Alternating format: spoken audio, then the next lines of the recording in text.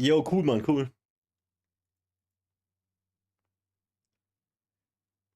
How do you train your brain and your mouth to be able to think and speak faster? You see, if your brain takes longer to process thoughts, it can be harder for you to formulate your responses in real time, causing you to speak slower. This can be really frustrating when you're trying to keep up with others. The exercises that I'm going to share with you in this video have not only helped me achieve faster rates of speech and for me to be able to process my thoughts quicker, but it's also helped thousands of my students transform their ability to think and speak faster while maintaining clarity. The first one we'll address is, Vin, how do I speak faster? To speak faster, I've got 3 thoughts on this. The first thing is, you've got to improve the mechanics. You've got to improve the hardware. You've got to improve your ability to speak faster, which means that you need to be able to learn tongue twisters. And you need to be able to do tongue twisters. Tongue twisters are beautiful because they... Fischers... Ah, fuck. Fischers Fritz fischt frische Fische. Frische Fische, Fisch, frischer Fritz. Fuck. Blaukraut bleibt Blaukraut und Brautkleid bleibt Brautkleid. Help improve your articulation. And as you improve your articulation, you'll be able to speak faster because you'll start to develop the muscle strength in your lips, in your tongue. You'll start to learn the efficient movements you need to make within your mouth to be able to speak more quickly. And the way you do this is go to Google or ChatGPT, whatever you like, find the top 50 tongue twisters. And then what you want to do is read one tongue twister 5 times. Okay, so you don't just read one tongue twister once. You read it 5 times, but each time you read it in the 5 times, you get faster and faster and faster and faster. And again, what you're training yourself to do there is not just to speak more quickly without clarity. Tongue twisters are built in a way where it kind of trips you up, right? So if you try to read it too quickly before you have good articulation, you just go and you won't be able to read it. And again, what that does is it enhances your articulation ability while you're building the ability to speak faster. What does that mean? It means that you now can speak more quickly while still having complete clarity. And you'll notice this in some people. Myself, as an example, I now can speak pretty quickly with great articulation. And as a result of me being able to do that, even though I speak quickly, you can still understand me perfectly fine. Whereas for a lot of people, when they speak really quickly, all of a sudden now, you can't understand what they're saying. Right?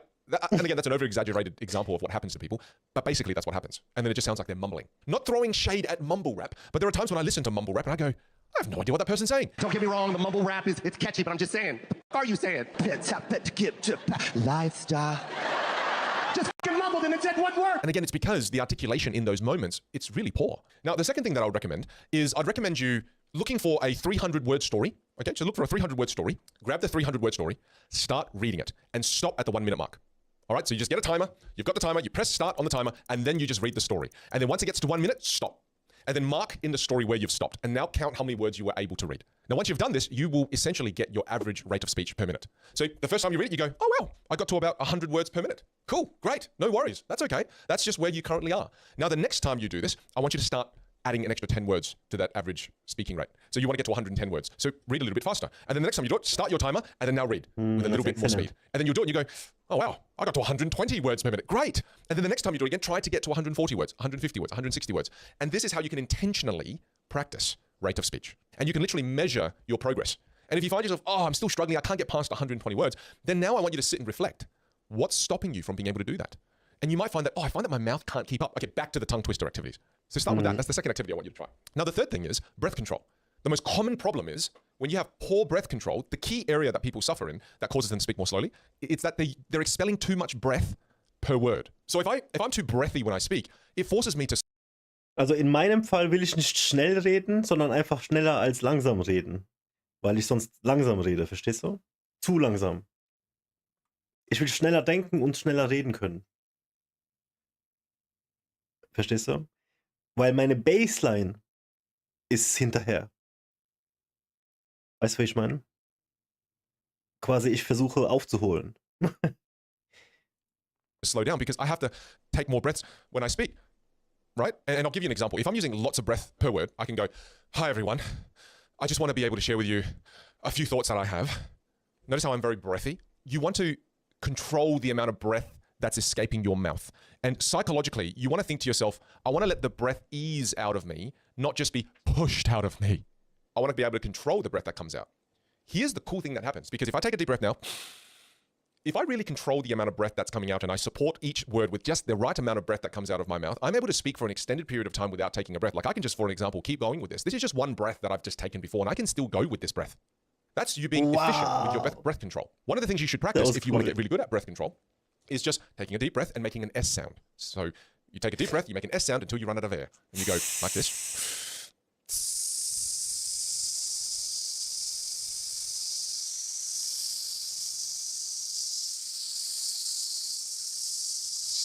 And you go for as long as you possibly can. That's mimicking good breath support. That's mimicking also the right amount of air you want to expel while you're speaking. And you want to start to develop that sensitivity to, all right, so that's the amount of air I want to be expelling. Not, hi everyone, great to see you. And then you're out already, right? Because you're pushing the air out. The more advanced one I want to add on here for you as well is you can also practice counting in the same way. 1, 2, 3, 4, 5, 6, 7, 8, 9, 10, 11, 12, 13, 14, 15, 16, 17, 18, 19, 20, 21. Notice what I'm doing here. I'm giving every single number the exact amount of breath. And I'm energizing every single number that I count with the exact amount of energy.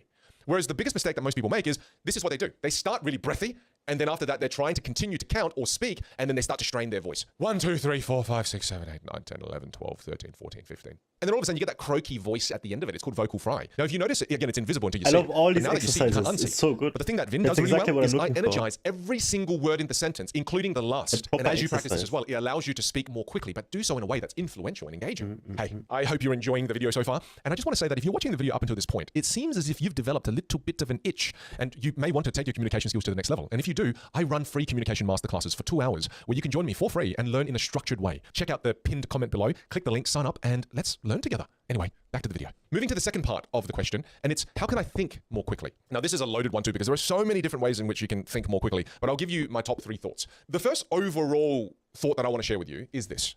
Seek to understand, not memorize your area of expertise. For a lot of you, you're in That's a the most professional setting and you're important going, sometimes it takes me a long time to formulate my answer, and then all of a sudden, it seems like I don't know what I'm talking about. And, damn, it makes me decrease.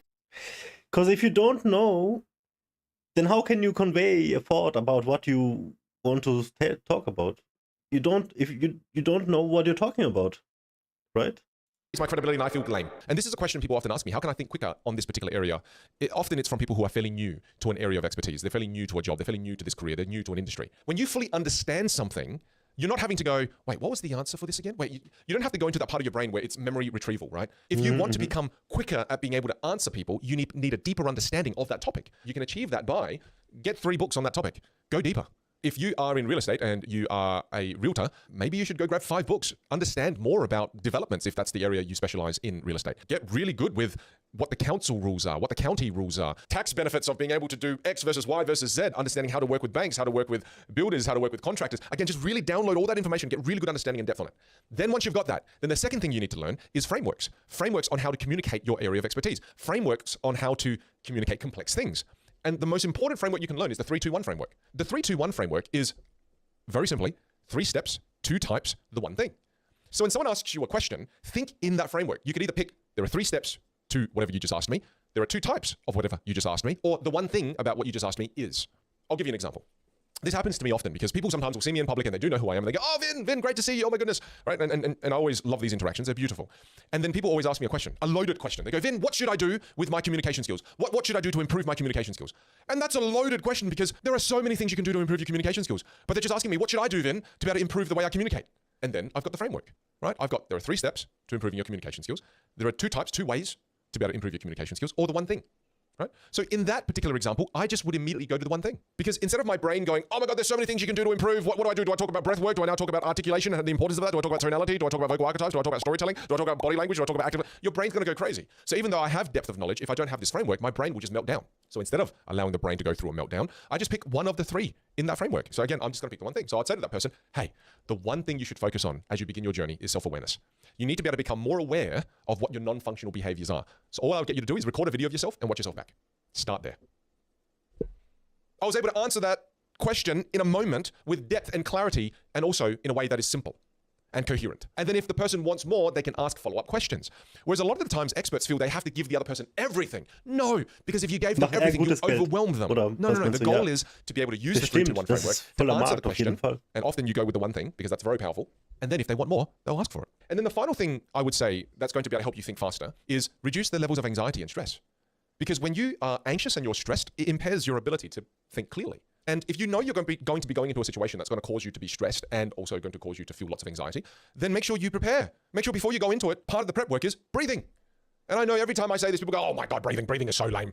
No, you're alive because of breathing. There are workshops that I've done that's taken 4, 5 days, 7 days, and it's just purely on breathing. And the first thing that I want to make you aware of is diaphragmatic breathing. If you don't know how to take a diaphragmatic breath, I highly encourage you to go look up on YouTube diaphragmatic breathing. There are countless videos out there that teach you how to take a belly breath instead of taking chest breathing, instead of doing chest breathing, instead of shallow breathing, like that. You take deep breaths into your belly. Back to what I was saying though. If you know you're going into a situation that's going to cause you to be anxious, here's what you do.